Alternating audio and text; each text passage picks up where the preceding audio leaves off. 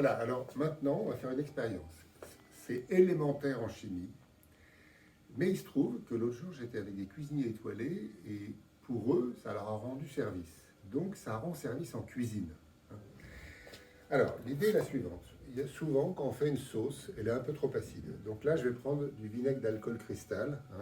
Ça va être vraiment trop acide. Voilà. Imaginons qu'on ait une sauce qui soit trop acide. On est bien ennuyé parce qu'on a mis longtemps à composer la sauce et on a l'impression que c'est fichu, quoi, qu'il faut la refaire. Non, il ne faut pas la refaire. Si on est chimiste, on trouve un moyen. Bon. Alors, d'abord, il faut savoir que l'acidité, c'est quelque chose qui peut se mesurer avec des petites bandelettes comme ça. Ça s'appelle du papier pH. Alors, on le trempe dedans, on le sort, on le met ici et on regarde la couleur centrale. Alors, la couleur centrale, est-ce qu'elle ressemble au 6? Non, c'est pas la même couleur. Elle est plutôt sur le 2. Le pH, c'est 2.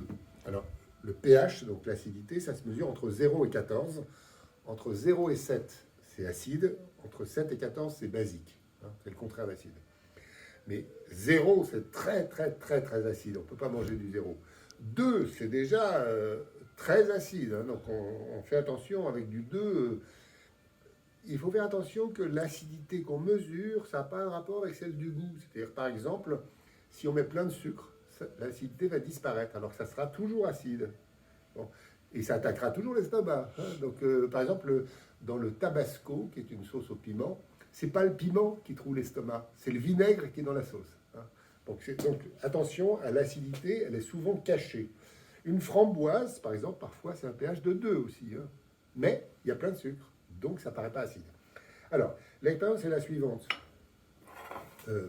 Les chimistes savent tous, dès qu'on apprend la chimie, qu'il y a les acides et les bases. Et les bases, ça neutralise les acides. Alors, par exemple, j'ai ici du bicarbonate. Le bicarbonate alimentaire, ça se trouve dans les cuisines. Et alors, on va en ajouter. Donc, j'en ajoute. Ah, et ça se met à mousser. Alors, il n'y a pas de miracle. On sait bien que ça va se mettre à mousser. Moi, ça m'émerveille. Mais en vrai, c'est quelque chose que je savais quand j'avais 6 ans. C'est de la chimie vraiment élémentaire. Ça se met à mousser parce que le vinaigre, c'est-à-dire l'acide acétique qui est dans le vinaigre blanc, réagit chimiquement avec le bicarbonate. Ça libère ce gaz, c'est du dioxyde de carbone. Et à ce moment-là, ça neutralise. Alors là, j'en ai pas mis assez, je vais en mettre un peu plus, ça va mousser encore un peu plus. Voilà, oh là là, ça mousse. Voilà.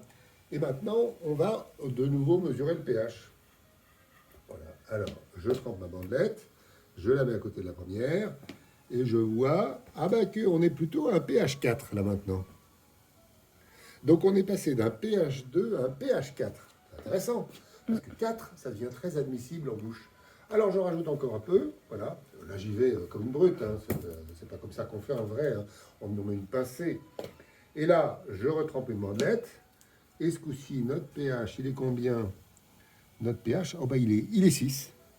Et bien maintenant, j'hésite plus, je prends, et il n'y a plus aucune acidité, et c'est salé. Voilà une expérience qu'on devrait faire à tous les jeunes cuisiniers. On peut rattraper une sauce trop acide, ou on peut acidifier une sauce si elle n'est pas acide.